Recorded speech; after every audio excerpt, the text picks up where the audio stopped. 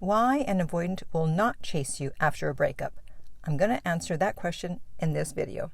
Hi, this is Lucia with The Art of Love. I'm a dating and relationship expert specializing in helping you get your ex back or to get over your ex and your favorite ex back expert. Welcome back, my no contact army. If you've been a good little soldier, then you have downloaded my app Silencio to help you stay in no contact. And if you haven't, the link is underneath every single video and every single podcast. And if you too would like to join our no contact army, it's very easy. All you have to do is hit the subscribe button and the bell notification and you're in.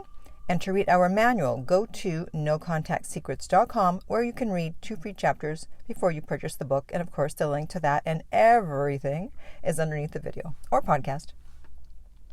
So, why will an avoidant not chase you after a breakup, even if they broke up with you? Pretty much everyone knows that unless you cheated or took someone for granted, if you're the dumper, it's up to you to try to get your ex back. So, what makes the avoidant so different?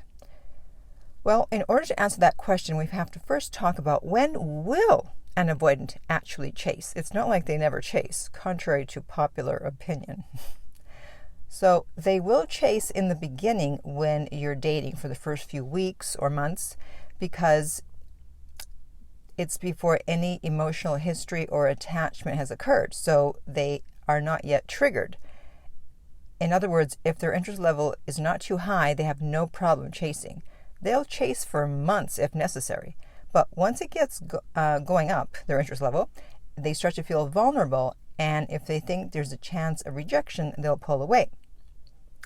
They'll also chase after you've been dating for a while if they want to get a commitment because now they feel secure enough that they won't be rejected. However, after a breakup, even if they were the dumper, they don't want to chase. And here are some reasons why.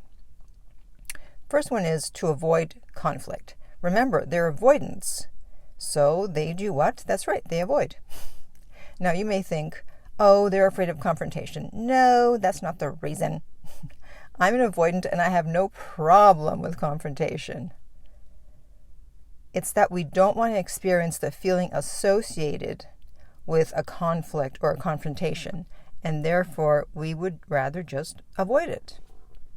The second reason is that they may feel ashamed or guilty for being a bad partner, for letting you down. They're like a turtle who doesn't feel safe and they go back into their shell and they don't stick their head out again until they feel safe. And if their interest level is high enough, they will be able to overcome the shame or guilt eventually. The third reason is it's too vulnerable of a feeling. They feel it makes them look weak. And if there's one thing that avoidants hate, it's weakness and neediness in both themselves and in other people. It makes it seem like they're dependent on you and that they need you, and that is the last thing they want. They want to appear independent, like they don't need you or anyone. The thought of needing someone is scary because what if that person lets them down? So it's better to not need anyone and to just rely on themselves, and that way they can't be let down. They don't want to give you that much power. That is how avoidants think. The fourth reason is that there's a silent agreement between the two of you that you will be doing the chasing, meaning that every time there was an issue or an argument and they pulled away, you went running after them. So if there's now a breakup, why would they behave any differently?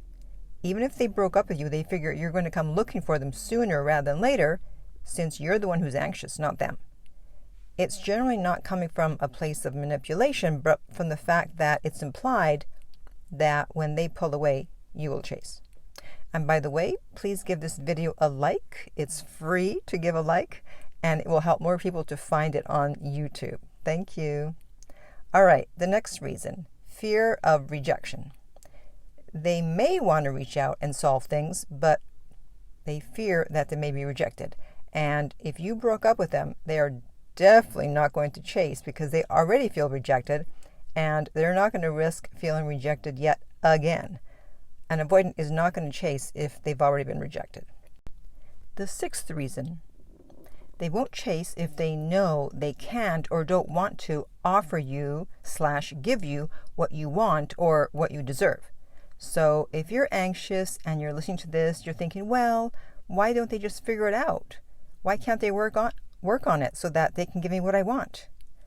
Well, if their interest level is high enough, they will reconsider and come back to give you what you want or need. And I'm going to talk more about interest level towards the end of the video, because it's going to apply to everything that I'm saying in this video about why an avoidant won't chase after a breakup. So stay tuned.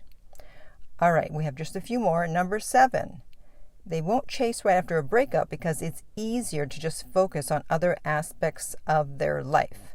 Yes, they are repressing their feelings for you. And you need to let them go through that stage, because if you contact them when they're in that stage, you will not like their response, or you may not get any response at all, and then that will set you back. And if you're anxious, then you may spiral and start contacting them, and then it just goes downhill from there. So let them go through their stages. Reason number 8, they value composure and non-reactivity. The idea of chasing is very distressing for an avoidant. Whenever they think about it, they get the ew factor, the ick factor. They see it as chaotic and out of control, and they want to stay away from chaos and drama as much as possible. Reason number 9, they have mixed feelings about what will happen after they chase you.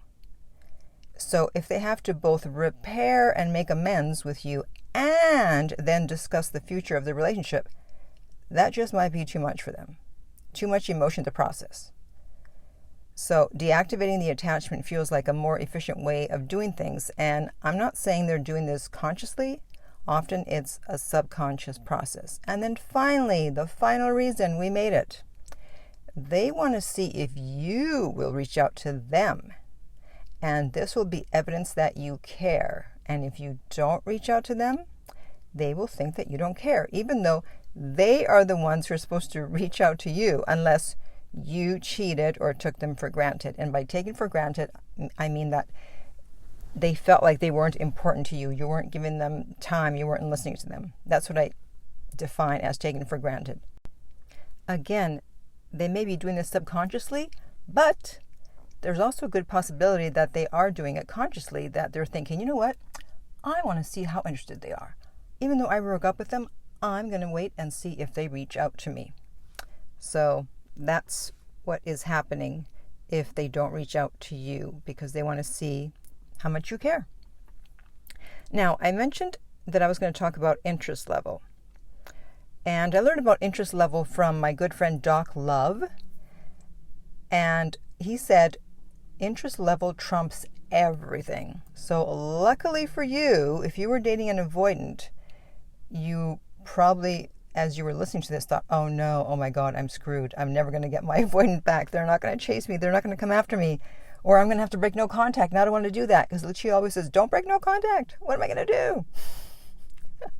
Well, luckily, with an avoidant, or with anyone actually, but if you leave them alone, Fab will kick in. And I talked about Fab in my video titled 7 Reasons Why No Contact Works on Everyone. That video has over 2 million views. I can't believe it.